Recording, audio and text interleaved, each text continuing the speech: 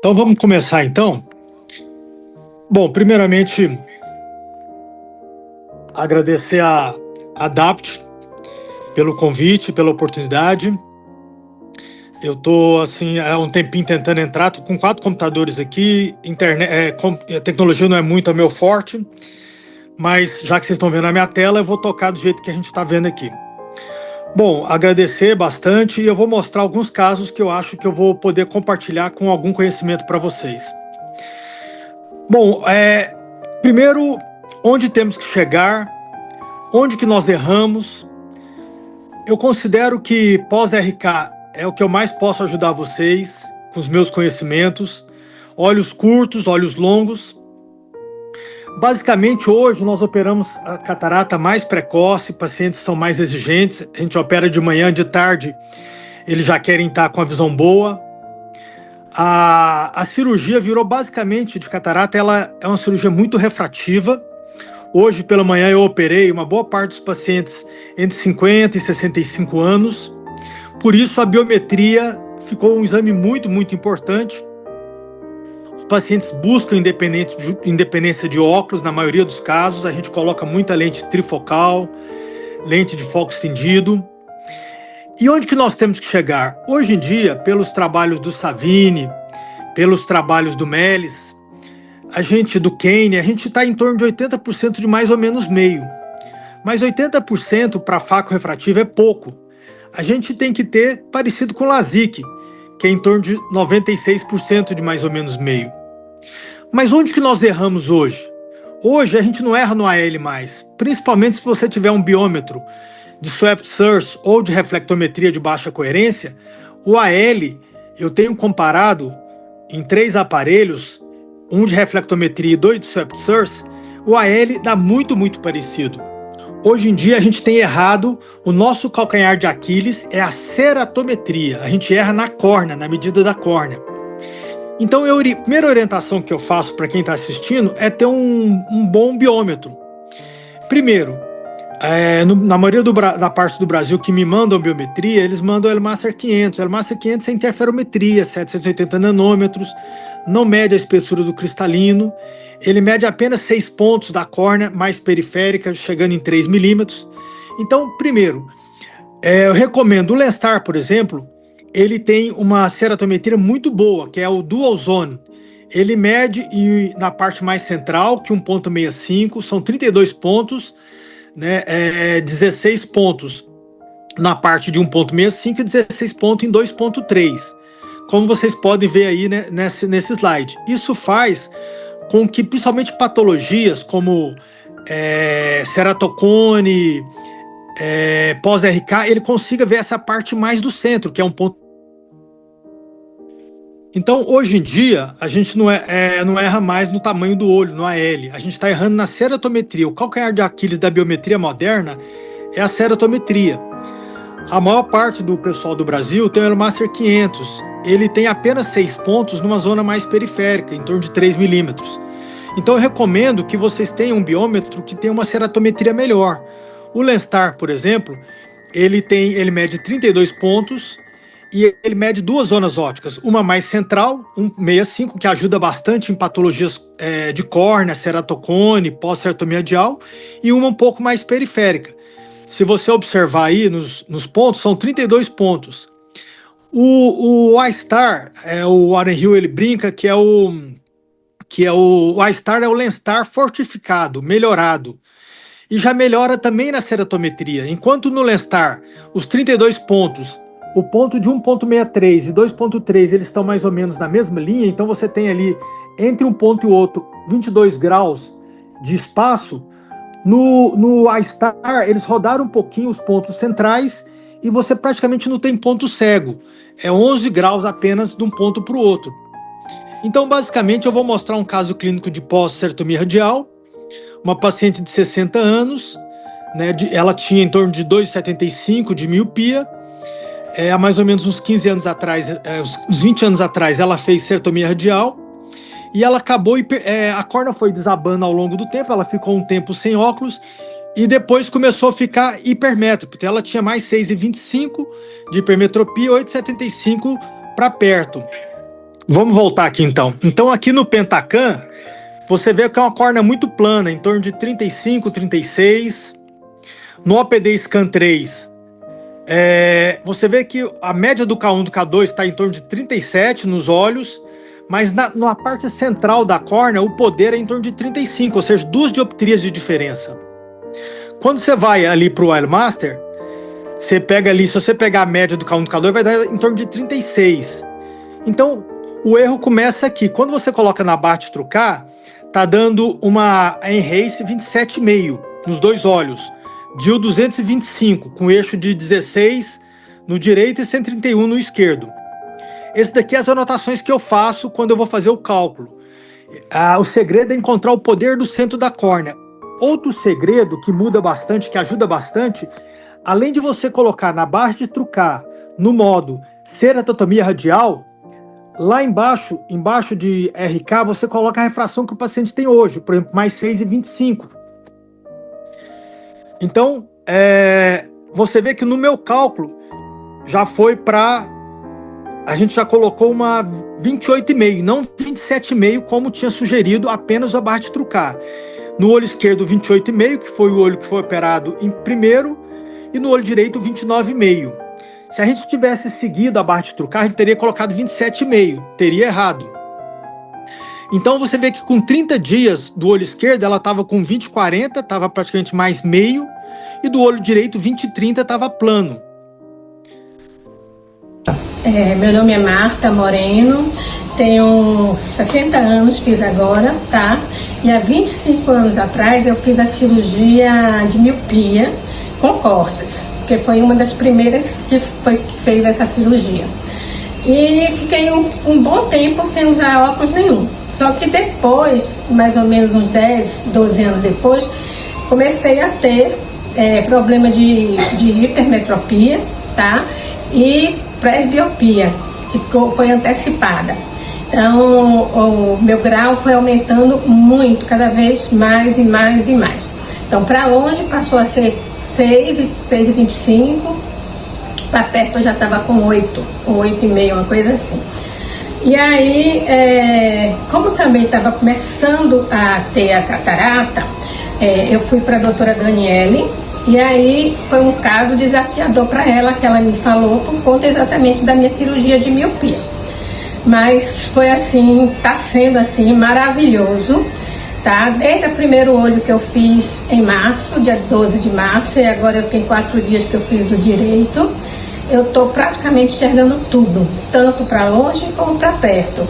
Não tô usando óculos, e assim, ainda está inflamado, né, o direito, ainda vai ficar tranquilo junto com os... Então, o que acontece? Quando você coloca uma lente de foco estendido, o paciente acaba tendo uma visão para longe boa e para perto boa, porque essa córnea é uma córnea multifocal.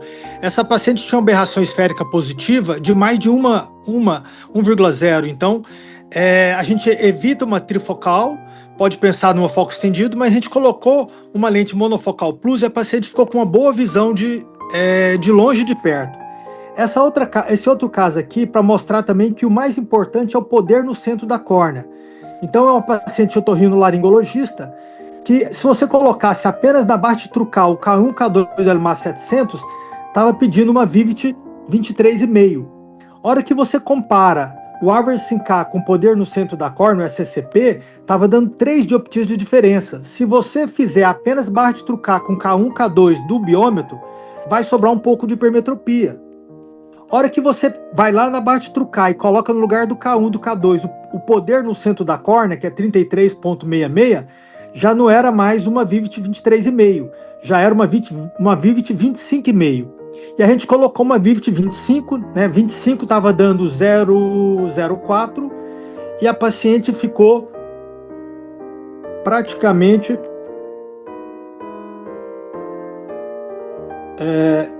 deixa eu mostrar aqui a refração dela. Ela ficou praticamente plana, mais 0,25 com menos 0,75. Então, qual que é o segredo da ceratotomia radial? Qual que é o pulo do gato? Primeiro, usar a barra de trucar no modo ceratotomia radial, mas não esquecer, na parte de baixo, colocar a refração atual. e também analisar o poder no centro da córnea. Se o poder no centro da córnea não estiver muito longe da média do K1 e do K2, você pode usar o K1 e K2 do biômetro.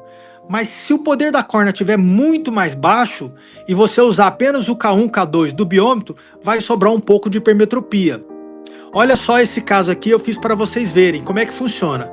Esse paciente, você usa a barra de Trucar no modo certomedial, e ali embaixo você coloca no pós-LASIK refração, você coloca a refração que ele tem hoje. Então, nesse primeiro cálculo eu não coloquei nada, estava dando 25,5. Aí eu coloquei mais 3, já foi para 26. Eu coloquei mais 7, que era a refração desse outro paciente, e já colocou uma 26,5, ou seja, aumentou uma dioptria. Se eu fizer apenas o barra de Trucar, o paciente vai ficar um pouco hipermétrope. Outra coisa são os olhos pequenos. Então, uma biometria desafiador são olhos abaixo de 22 milímetros. A gente sempre brinca que olhos pequenos, grandes erros. Por quê? O problema está na effective lens position, na posição efetiva da lente. Se você pega uma lente para um paciente com olho grande, uma lente plana, por exemplo, se você erra o LP, não faz diferença um pouquinho para frente ou um pouquinho para trás. Mas se você pega uma lente de 33 dioptrias, qualquer errinho na posição que a lente vai ficar, o erro refracional é muito grande. Então, o problema do olho pequeno, primeiro, é saber exatamente a posição efetiva da lente. Outro problema é que cada lente, cada laboratório, Johnson, Alcon, Roya, o poder da lente intraocular, às vezes está na parte da frente, às vezes está no centro, às vezes está na parte posterior. Então, o professor David Cook, que é a pessoa que mais estuda olhos pequenos no mundo, primeiro, ele chegou que a Barrett é uma lente que todo mundo usa e acha que é uma lente que funciona para todos os casos. Ele mostrou que a Barrett é ruim para olhos pequenos. A Hoffer-Kiel, que a gente sempre ouviu falar que era boa para olhos pequenos, também não é uma lente, não é uma fórmula boa para olhos pequenos. A melhor fórmula para olhos abaixo de 22 milímetros é a fórmula do professor David Cook, que você pode pegar nesse site cookformula.com ou pode entrar no calculador da Eskers, que lá você vai ter a Cook K6. Então, primeira orientação, primeiro pulo do gato, olhos pequenos, as lentes, por exemplo, as lentes da Johnson, acima de 25 dioptria tende a sobrar miopia. Quanto mais vai subindo a dioptria, mais 28, mais 30, vai ficando mais míope. Isso se você usar a Barrett. Agora, se você usar a Cook K6, ele já tem esse fator de correção, chamado POMD, que é um fator de correção de acordo com a plataforma da lente, se é Bausch Lomb, se é Johnson. Então, a recomendação para olhos pequenos é você usar a fórmula Cook K6. Você pode encontrar na Eskers, você está ali a Cook K6. Pacientes com ceratocone é outro caso desafiador. Se o paciente tem um ceratocone leve, um grau 1 de Ansler-Krummesch, primeiro, você não vai errar, mesmo que você use uma fórmula que não seja para ceratocone. Você pode ser mais usado e usar uma trifocal, como a Gemetri, por exemplo. Agora, se você tem um ceratocone mais avançado, primeiro você já tem que evitar uma trifocal. Já pensar numa lente de foco estendido, como a Impress, por exemplo. E você já tem que começar, nesse caso, a pensar numa fórmula específica para ceratocone. Basicamente, nós temos a Kane no modo queratoconos, que faz uns dois dias que ela está fora do ar, e você tem a Barrett Trucar no modo queratoconos, que funciona muito bem também. Agora, se você tem um ceratocone muito avançado, aí você já tem que pensar em ir para uma monofocal. Usa ou não usa, Francisco, a lente tórica no ceratocone? Depende da região central. Então, se você olhar na região central e você conseguir encontrar, olha só esse paciente com ceratocone, como o ceratocone está mais inferiorizado, a região que o paciente enxerga é uma região que você tem um astigmatismo regular e simétrico, ao contrário da região inferior, que é assimétrico. Então, nesse caso, é um ceratocone que você pode usar uma lente tórica. Agora, se você tem um ceratocone que ele não é tão inferior, ele já é mais na região que o paciente enxerga, você não consegue encontrar a região que você vai colocar os 3 pontinhos, ou seja, a região que você vai colocar a lente tórica. Então, um pulo do gato. quando tiver um ceratocone, usar a barra de Trucar no modo queratoconos ou usar a Canyon no modo queratoconos. Aqui a gente tem uma paciente que era uma freira, é um caso bastante desafiador. Ela tinha 4,75 de cilindro e 4,25 no outro olho. A hora que você olhava o Pentacam, você assusta com uma córnea extremamente irregular, aparentemente assimétrica e irregular, mas quando você olha na região central, você consegue perceber que é a 180 que está a região mais curva. Aí você olha no eye trace, também a região mais curva está em torno de 2, 3 graus. A hora que você olha no Lenstar, a região mais curva está em torno de 3 graus. Então, nesse paciente, apesar da topografia do Pentacam ser muito esquisito, dava para a gente usar uma monofocal tórica, se não me engano, uma T9, 25, e a paciente praticamente com equivalente esférico plano. Então, o segredo de uma córnea irregular são dois, para você saber se usa tórico ou não. Primeiro, olhar na região central, ver se você consegue encontrar o local mais curvo, onde vai colocar os 3 pontinhos, ou se você tem 2 ou 3 aparelhos que a parte mais curva está coincidindo. Por exemplo, você olha o Pentacam, a parte mais curva está 88, você olha o OPD Scan 3, está 86, você olha o biômetro, mais curvo está muito próximo, exatamente igual não vai ser, porque cada aparelho mede uma porção da córnea, mas não pode ser muito diferente. Você não pode ter um aparelho com 80, o outro aparelho com 105 e outro aparelho com 145. Aí você não pode colocar uma lente tórica. Mas se você tem 3 aparelhos, 2 ou 3 aparelhos, que a parte mais curva está muito próxima, você pode pensar sim em colocar uma lente tórica. Aqui a gente teve um caso que foi mostrado antes de ontem no Faco Clube, que era uma paciente de 46 anos, para faco-refrativa, do Thiago Passini, com um excelente cirurgião daqui de Brasília. Ela queria fazer, mesmo com um grau mais baixo, ela tinha 0,75 de permetropia, ela queria ficar livre do óculos. Os exames dela de córnea, de mácula eram normais. Você vê aí no OPD mais um, no outro olho. Ela foi operado o olho esquerdo e ela ficou com um grau residual de menos 0,75. Por quê? Porque foi usada uma lente de 26 e foi usada a fórmula de Barrett. Então, nesses casos, faca refrativa não pode sobrar grau. Então, mais uma vez, lentes da Johnson, foi colocada uma Purici 26, você tem que usar a fórmula de Cook K6. Então, primeira orientação, trocar a interferometria óptica por uma reflectometria ou por swept source. Basicamente, à medida que você vai progredindo de 780 nanômetros para 820 nanômetros, para 1055 nanômetros, você vai conseguindo passar em cataratas mais duras, em meios mais opacos. O Lenstar é a reflectometria de 820 nanômetros e o iStar de 1055 nanômetros. Outra coisa que a maioria dos médicos brasileiros usam o Elmaster 500, ele não mede a espessura do cristalino. O professor David Cook mostrou que a espessura do cristalino é muito importante, tanto é que a fórmula dele, ele não permite você usar Cook K6 se você não colocar a espessura do cristalino. Principalmente em olhos pequenos, abaixo de 22 milímetros, é muito importante você ter a espessura do cristalino. E o Elmaster 500, o AL Scan, não mede a espessura do cristalino. Outra coisa, a outra vantagem, aqui a vantagem do Lenstar é que você mede o lens thickness.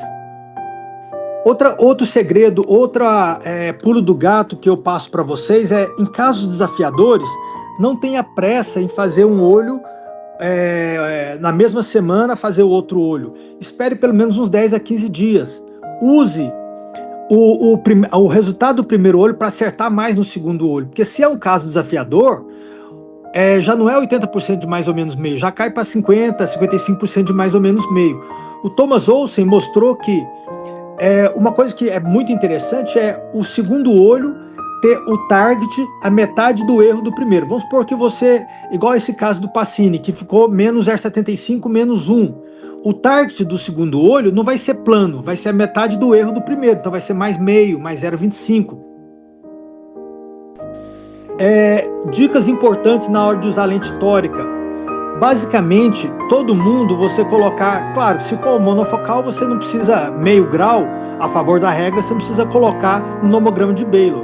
Mas toda lente trifocal, 100% delas, você colocar numa calculadora da tórica, de preferência a Barrett Toric Calculator. A Julie Chaliorne mostrou que meia dioptria já começa a degradar o MTF, que é a qualidade de visão, principalmente em lentes trifocais. Você vê aqui, ó, se você sobra meia dioptria de cilindro, você já cai de 86,6% para 68%, ou seja, já abaixa bastante a acuidade visual. Nunca usa apenas um aparelho, como eu disse para vocês, sempre usa, eu gosto de usar o Pentacam, principalmente o OPD Scan 3 e o biômetro. Olhar se o paciente não tem olho seco, se não tem alguma map dot fingerprints, né? Essa semana mesmo eu vi um paciente que tinha distrofia microcística de Coogan que estava alterando a biometria. Outra coisa interessante é usar o K-Calculator. O K-Calculator, como ele faz uma média, não é a forma mais certa de acertar, mas a forma que você vai menos errar, porque é a média. Então, em córneas mais desafiadoras, usar o K-Calculator na Barrett Toric Calculator. Esse ano, vários trabalhos têm mostrado que em pacientes que fizeram LASIK e PRK, o mais importante é você também medir a córnea posterior, você usar o Total Keratometry, que você pode pegar a córnea posterior do Pentacam. No ALMA 700 você tem o Total Keratometry. Então, em biometria de pacientes pós-LASIK miópico e hipermetrópico, para acertar mais, medir a córnea posterior foi mais efetivo. Olha aí que a córnea medida, nesse trabalho, a córnea medida em relação à córnea predicta, que é o nomograma de Baylor, o nomograma de Baylor deu 71% de mais ou menos meio, e quando você mediu no Total Keratometry, no LMA 700, você teve 80%.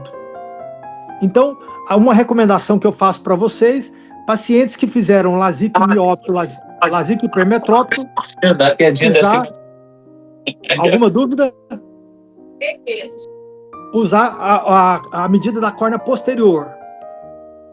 Então, outra coisa que eu acabei de falar, mostrando alguns casos, não usar Barrett ou a Kane para todos os pacientes. Essa meta-análise mostrando que não existe uma fórmula soberana. Por isso que eu acho muito interessante entrar no calculador da Eskers, porque lá você vai ter as 7 melhores fórmulas.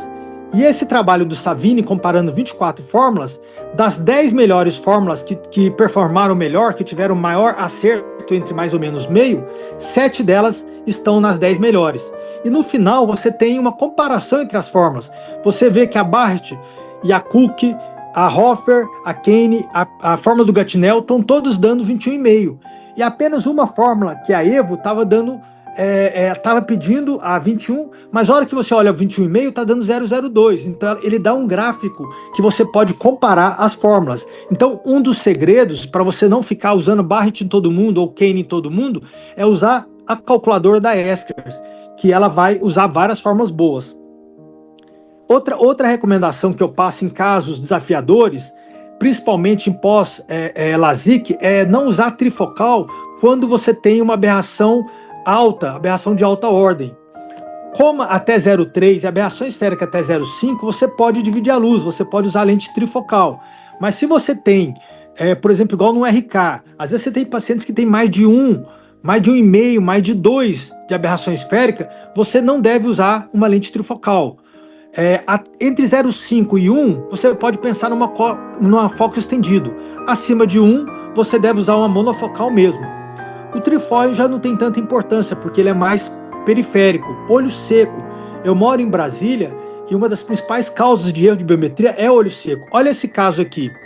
Esse caso era uma paciente que tinha 1,5 na refração, o eixo mais curvo da topografia estava em 169, já no biômetro o eixo mais curvo estava 10, ou seja, de 169 para 10, você tem uma diferença muito grande. Então, alguma coisa estava errada, os aparelhos estavam falando coisas diferentes. A hora que você vai e olha na lâmpada de fenda, você vê que tem um olho seco, blefarite. Então, o pulo do gato é analisar a superfície, analisar os discos de plácido. Eu sempre gosto de olhar os discos de plácido. No OPD Scan 3 você consegue ver o disco de plácido, olhar a superfície para ver se não tem blefarite, se não tem meibomite.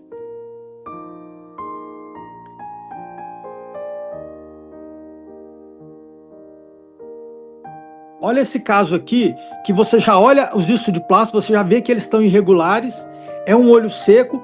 Quando não tratado, estava dando no olho direito uma tórica 150 18,5, um mês depois de tratamento com lágrima artificial, já mudou totalmente a biometria, já virou uma não tórica de 19.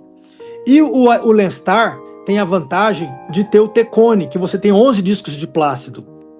Então, além do olho seco, tomar cuidado com pterígio, tomar cuidado com distrofia microcística de Coogan, né, que é a distrofia da membrana basal do epitélio.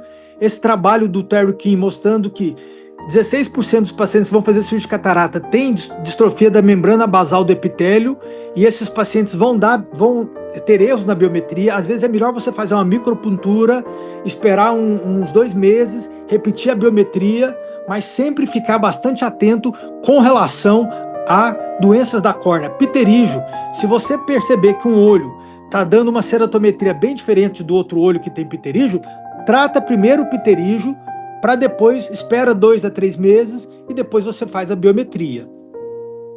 Lembrando que nós temos essa plataforma chamada Smart Bio, que a gente consegue calcular esses casos desafiadores. Bom, basicamente os meus casos desafiadores são esses. Basicamente, ceratocone, ceratotomia radial, olhos curtos, olhos longos. Hoje em dia a gente já não está errando tanto. A Barrett já acerta bem, a Olsen já acerta bem, mas olhos curtos não. Olhos curtos ainda é bastante desafiador.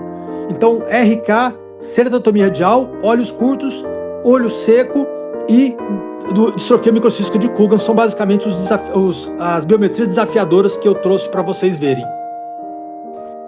Espero ter dado, apesar com toda essa dificuldade com a tecnologia, espero ter passado a mensagem das melhores fórmulas para cada um desses casos desafiadores.